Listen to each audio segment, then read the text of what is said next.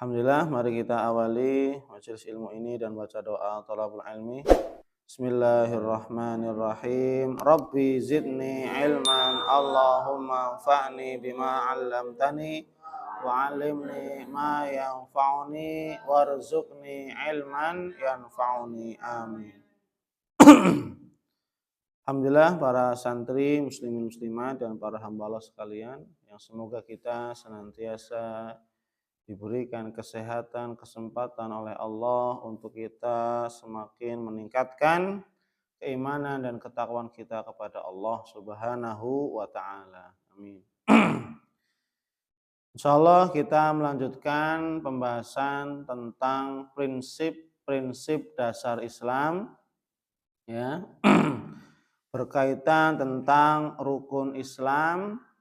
Syahadat yang pertama yaitu asyhadu alla ilaha illallah. La ilaha illallah itu mempunyai syarat-syarat dan rukun. Kita bahas, kemarin sudah sampai kepada syarat yang kelima. Mulai dari yang pertama adalah al-ilm, mengetahui. Yang kedua adalah syarat yang kedua al-yakin, meyakini kalimat la ilaha illallah dan apa yang terkandung di dalamnya. Kemudian syarat ketiga al-ikhlas, ikhlas, ya, memurnikan ketaatan amal perbuatan hanya untuk Allah Subhanahu wa taala. Kemudian yang keempat, syarat la ilaha illallah yang keempat adalah as-sidq, yaitu jujur dalam menyatakan la ilaha illallah. Jujur hatinya menyatakan, jujur lisannya mengikrarkan, mengucapkan, dan jujur dalam bentuk perbuatan. Kemudian sekarang yang kelima, syarat yang kelima adalah al-mahabbah. Syarat yang kelima adalah al-mahabbah. Apa itu artinya mahabbah? Cinta. Dia kata ahabba yuhibbu, ya. Mahabbah artinya adalah cinta. Maksudnya apa mahabbah di sini? Maksudnya adalah kita wajib, kita harus mencintai kalimat tauhid ini. Mencintai kalimat la ilaha illallah. Mencintai kalimat ini dan mencintai dengan apa yang terkandung di dalam kalimat la ilaha illallah. Saya ulang lagi, ya. Yang dimaksud mahabbah di sini adalah mencintai kalimat thayyibah ini. Mencintai kalimat la ilaha illallah dan sekaligus mencintai dengan apa-apa yang terkandung di dalam kalimat la ilaha illallah. Berarti yang pertama harus mencintai Allah Subhanahu wa taala. Mencintai zat yang maha menciptakan alam semesta. Mencintai zat yang maha menguasai, memiliki segala isinya alam semesta. Yang mengurusi segala sesuatu, maha kuasa. Dialah Allah Subhanahu wa ta'ala. Mencintai apa? Mencintai kitab yang diturunkan oleh Allah. Apa itu? Al-Qur'an. Kemudian apa? Mencintai seseorang yang Allah utus untuk menjelaskan kitabnya, risalahnya, yaitu para nabi dan rasul. Dan terkhusus kecintaan kita kepada Nabi Muhammad sallallahu alaihi wasallam. Ya, cinta kepada ajarannya, cinta kepada sunnah-sunnahnya. Maka apa? Ini termasuk bagian daripada konsekuensi tanggung jawab kita mencintai kalimat tauhid. Kenapa? Karena kalimat tauhid ya tadi mengandung itu semua. Harus cinta kepada Allah dulu. Ini yang inti, mencintai Allah Subhanahu wa taala. Ya. Mencintai apa yang telah Allah turunkan, yaitu kitab Al-Qur'an. Mencintai apa yang seseorang yang Allah utus, yaitu Nabi Muhammad sallallahu alaihi wasallam, yang Allah utus kepada kita, Nabi kita Muhammad sallallahu alaihi wasallam.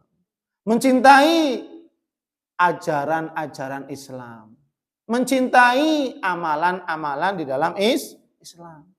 Ya. Jadi ini disebut mencintai apa yang terkandung di dalam kalimat la ilaha illallah. Jangan sampai kita benci dengan sholat. Padahal sholat ajaran agama Islam. Kenapa kamu nggak? Saya benci sholat, capek. Loh, malah benci, nggak boleh. Berarti apa? Dia tidak cinta kepada Allah. Kalau cinta kepada Allah, berarti cinta kepada nabinya. Kalau dia cinta kepada Allah, maka dia cinta kepada ajaran-ajaran Islam. Tidak boleh membencinya. Ya, tidak boleh membencinya. Bahkan apa? Kita harus mengamalkan ajaran Islam. Kalau cinta, kamu harus sholat. Wujudkan cintamu dengan sholat. Kamu cinta Allah, wujudkan cintamu dengan sholat.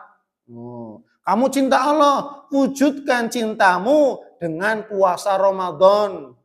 Itu. Kalau kamu cinta Allah, wujudkan cintamu dengan menutup aurat. Karena ini perintah, kewajiban.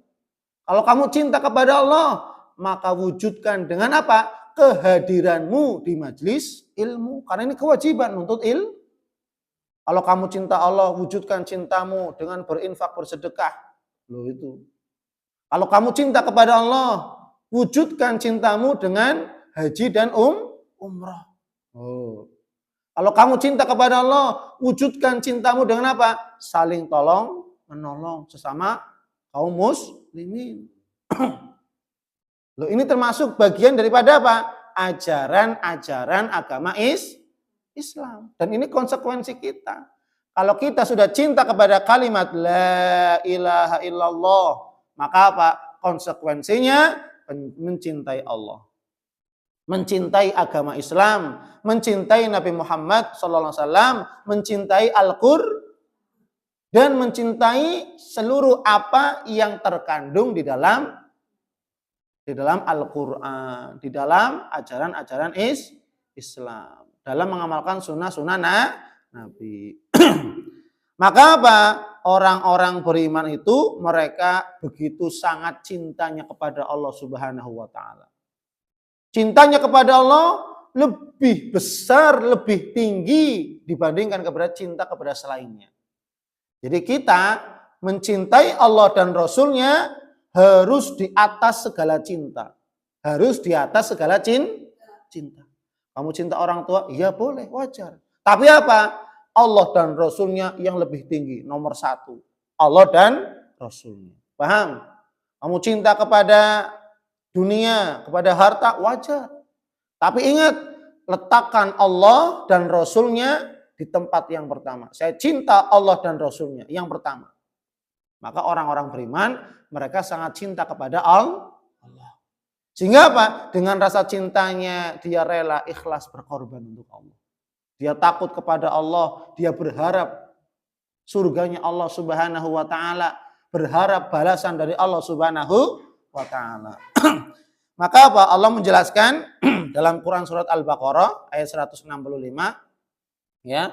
Allah mengatakan, "Wa minan nasi may yattakhidhu min dunillahi andada yuhibbunahum kahubbillah.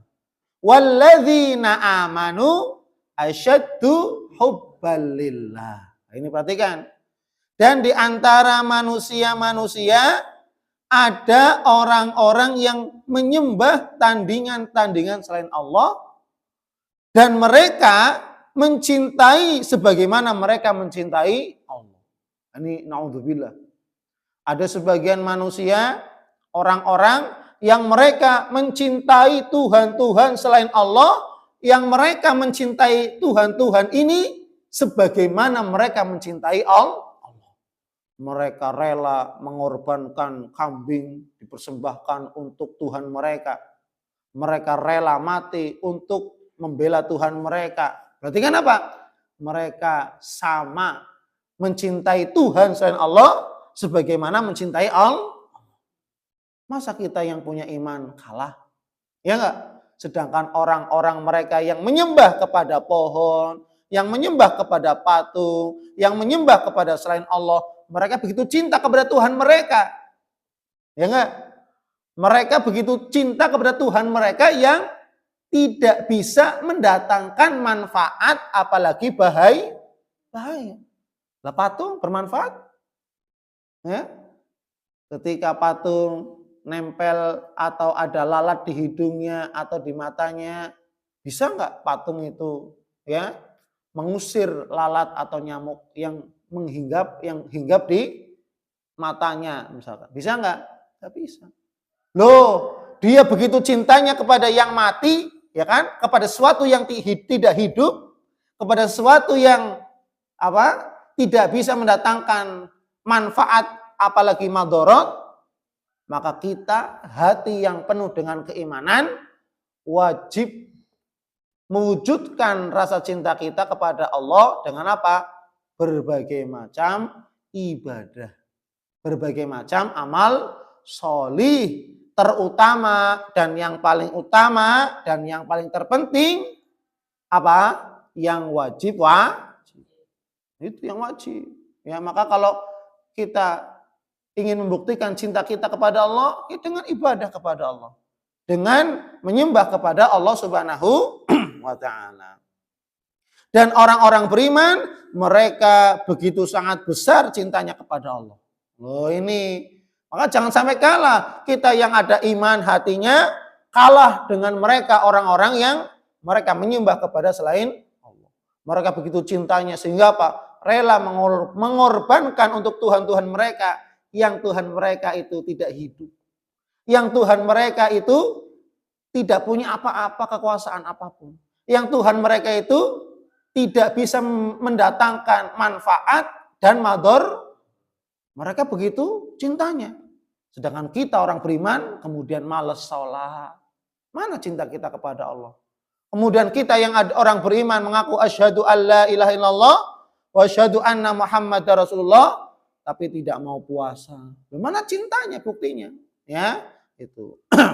Kemudian Allah Subhanahu wa taala berfirman, salah satu atau bahkan bentuk cinta kita kepada Allah adalah dengan cara mengikuti Nabi Muhammad sallallahu alaihi wasallam. Perhatikan. Ya. Bentuk cinta kita kepada Allah adalah dengan cara kita mengikuti petunjuk Nabi Muhammad sallallahu alaihi wasallam. Ibadahnya harus mencontoh, harus sesuai dengan apa yang telah dicontohkan oleh Rasulullah sallallahu alaihi wasallam. Maka Allah berfirman dalam Quran surat Ali Imran ayat 31. Qul in kuntum tuhibbunallah fattabi'uni yuhibbukumullah wa yaghfir lakum dzunubakum wallahu ghafurur rahim. Katakanlah hai Muhammad, in kuntum tuhibbunallah. Ini nih, perhatikan ya, jangan tidur, perhatikan. In kuntum tuhibbunallah, jika kalian betul-betul mencintai Allah, ini. Yo. Jika kalian betul-betul mencintai Allah, fattabi'uni, kata Nabi Muhammad. Kata Allah menyuruh Nabi Muhammad untuk mengatakan ini, hei manusia, jika kalian betul-betul mencintai Allah, fattabi'uni, maka ikutilah utusanku. Maka ikutilah Rasulku, yaitu Nabi Muhammad sallallahu alaihi wasallam. Jadi kalau kita cinta kepada Allah, mengamalkan ibadah, tapi ibadah yang kita kerjakan tidak sesuai dengan petunjuk Rasul, cinta kita dianggap palsu. Ya enggak? Kita mencintai Allah dengan berbagai macam ibadah, tapi ibadah yang kita kerjakan, mohon maaf, tidak sesuai dengan petunjuk Rasulullah. tidak mencontoh kepada Rasulullah, tidak mengikuti Rasulullah, maka apa? Ibadah yang sebagai perwujudan cinta kita kepada Allah, ibadah semacam ini tidak dianggap oleh Allah. Tidak dikatakan sebagai cinta. Cinta dusta. Paham? Maka kalau kita betul-betul ingin mencintai Allah, maka kita wajib beribadah sesuai dengan petunjuk Nabi kita yang mulia Muhammad Sallallahu Alaihi Wasallam. Jadi menggandengkan, kalau kamu cinta kepada Allah, ikuti utusanku, yaitu Nabi Muhammad Sallallahu Alaihi Wasallam. Harus, ya. Ini baru dikatakan cinta kepada Allah. Ya. Kenapa? Karena ketika kita mencintai Allah dengan mengikuti segala petunjuk yang dibawa oleh Nabi kita Muhammad Sallallahu Alaihi Wasallam, apa yang didapatkan?